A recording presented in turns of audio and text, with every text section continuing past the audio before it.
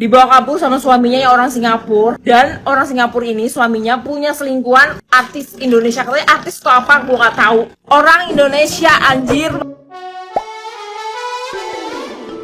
Hola netizen yang tercinta. Ami, perempuan asal Korea yang suaminya diduga direbut oleh penyanyi dangdut Tisa Erni, menceritakan bagaimana pertama kali memergoki perselingkuhan suaminya Aden Wong. Awalnya dia mendapati chat mesra Aden Wong dan Tisa Erni di bulan Desember 2022. Menurutnya itu adalah kali pertama dia memeriksa ponsel sang suami selama 15 tahun pernikahan mereka. Ami merasa chat dengan panggilan sayang tidak masuk akal untuk seorang asisten pribadi dan bos. Selain itu, Ami juga mendapati Tisa Erni mengirim video nangis-nangis menginginkan kehadiran Aden Wong. Ami memergoki chat Tisa Erni dan Aden Wong itu sekitar pukul 3 pagi. Dia pun tidak paham mengapa terbangun dan sangat ingin membuka handphone sang suami kala itu. Selama 15 tahun menikah, Ami dan Aden Wong saling percaya satu sama lain hingga berbagi kata sandi. Oleh karenanya, Ami tidak kesulitan membuka handphone Aden Wong ketika perasaan itu muncul. Di bawah selimut, Ami membaca semua chat Tisa Erni dan Aden Wong. Dia mendapati banyak chat kurang pantas, salah satunya mengatakan I love you. Setelah membaca chat Tisa Erni dan Aden Wong, Ami tidak bisa tinggal diam. Dia langsung menanyakan maksud isi chat tersebut. Aden Wong awalnya sangat marah ketika mengetahui Ami mengecek ponselnya. Dia juga membantah berselingkuh dengan Tisa Erni. Aden Wong menjelaskan apabila Tisa Erni menyukainya. Aden Wong tidak ada niat berselingkuh, tapi membutuhkan Tisa untuk urusan bisnisnya. Kala itu Aden Wong berjanji akan mencari asisten pribadi lain dan menjadikan Tisa Erni sebagai mitra bisnis. Namun Aden Wong pada akhirnya mengakui punya hubungan dengan Tisa saat Ami melahirkan anak keempat mereka. Nah, gimana nih menurut netizen yang terhormat? Silahkan berkomentar ya.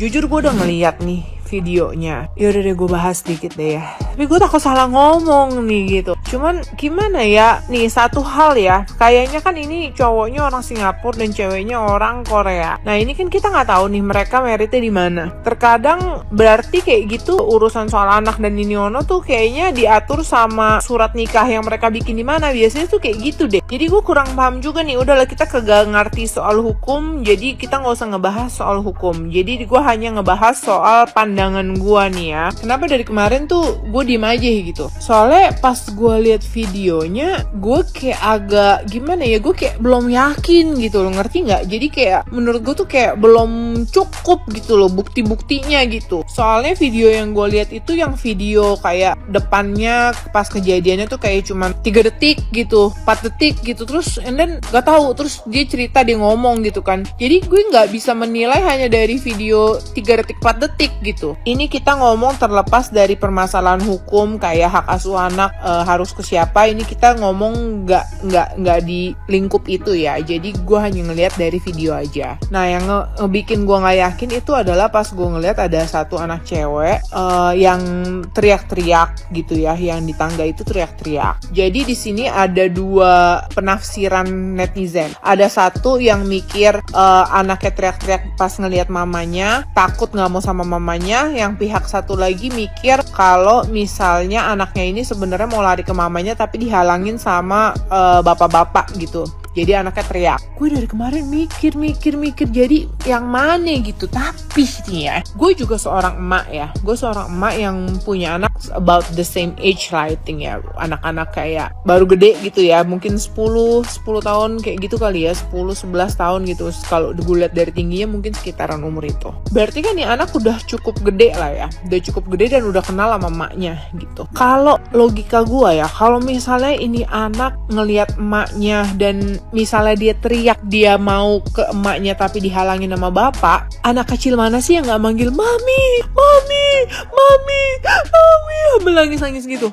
Bener gak? Maksudnya gue ini di penalaran gue tuh seperti itu gitu loh. Malah gue ngeliat videonya ada yang awal-awal banget itu kalau misalnya ada kan di situ ada cewek si pelakornya itu yang lagi gendong bayi kan, dan terus ini anak cewek itu di belakangnya dia. Malah nih anak cewek tuh ngikutin si pelakornya ini tanpa ditarik-tarik gitu loh, tanpa paksaan intinya gitu. Kenapa dia nggak teriak-teriak nangis ke emaknya gue di sini nggak mau suzon ya, maksudnya gue bukan judging, I don't know, gue nggak tahu karena gue nggak bisa menilai dari video-video beberapa detik itu. Gue tidak bisa menyimpulkan kayak gerak-geriknya anak tuh kayak gimana gitu. Biasa kan yang namanya anak kecil tuh they are very natural, yang nggak bisa acting, ngerti nggak lo? Cuman penalaran yang masuk ke otak gue tuh, gue mikirnya gini, kalau gue punya anak and it happen to me, yang anak gue deket banget sama gue, walaupun di posisi kayak begitu dia dilarang sama orang pun, sama bapak-bapak, pasti setidaknya mungkin dia nggak berani maju, tapi dia akan nangis dan teriak manggil-manggil gue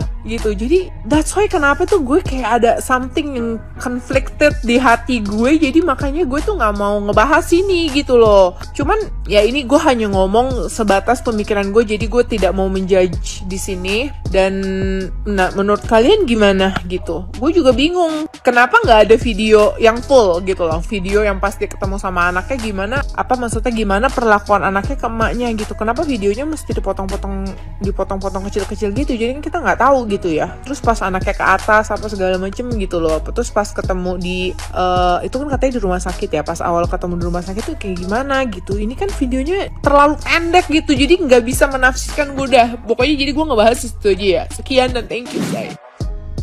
Kisah Oni Emi, orang Korea Selatan yang bayinya dicolong sama lakor Indonesia. Maksud gue kayak, jadi si Emi ini ngelahirin anaknya keempat, baru umur 4 bulan. Dibawa kabur sama suaminya yang orang Singapura. Dan orang Singapura ini suaminya punya selingkuhan artis Indonesia. Katanya artis atau apa, gue gak tahu.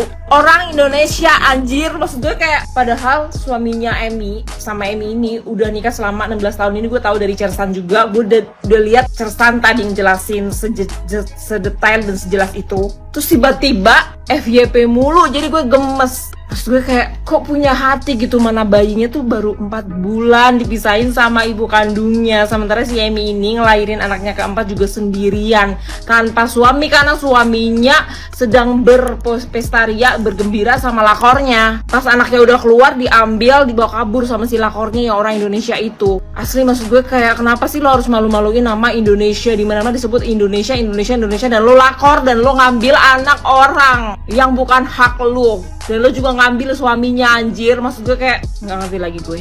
Dan si Oni Emi ini lagi cari bantuan. Jadi buat kalian yang lewat FYP ya, video yang gue stitch ini, kalian bisa repost. Bisa kalian share supaya dia mendapatkan keadilan. Gimana itu adalah anak darah daging dia yang masih 4 bulan, butuh ASI, butuh ibunya dicolong. Bisa bayangin nggak? Pokoknya kalian yang FYP tolong bantuin, kasihan. Kita sama-sama orang Indonesia, sama-sama perempuan, sama-sama tahu gimana rasa sakitnya melahirkan. Maksud gue kayak yang nyolong ini, gue udah gak bisa berkata-kata lagi.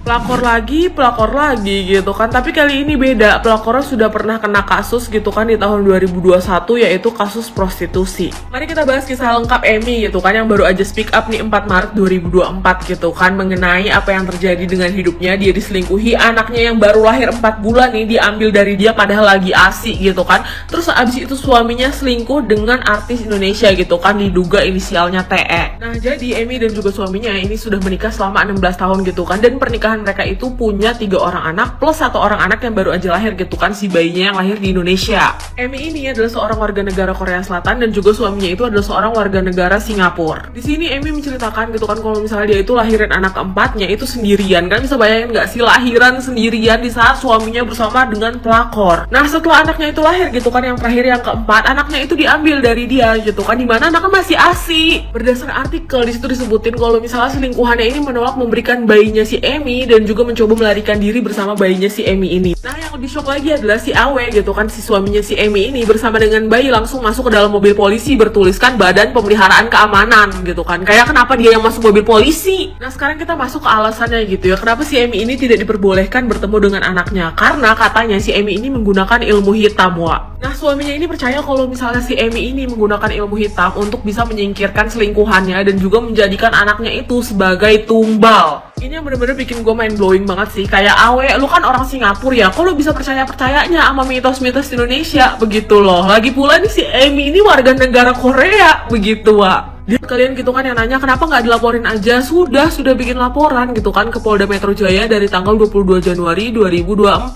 Tapi nyatanya sampai sekarang belum bisa bertemu dengan anaknya. Nah yaudah kurang lebih kayak gitu apa yang terjadi dan juga kronologinya ya kan. Di sini gue bener-bener kasihan banget karena mau gimana pun ya Wak, itu adalah ibunya yang melahirkan. Masa sih sekedar megang anaknya aja nggak boleh? Terus kayak ngeri banget ya namanya cinta gitu kan. Udah bersama-sama selama 16 tahun bisa segitunya gitu diperlakukan sampai dibentak-bentak. Ya udah segitu aja dari gue. Gimana pendapat kalian? Silahkan tulis kolom komentar ya Wak. Ngeri Wak.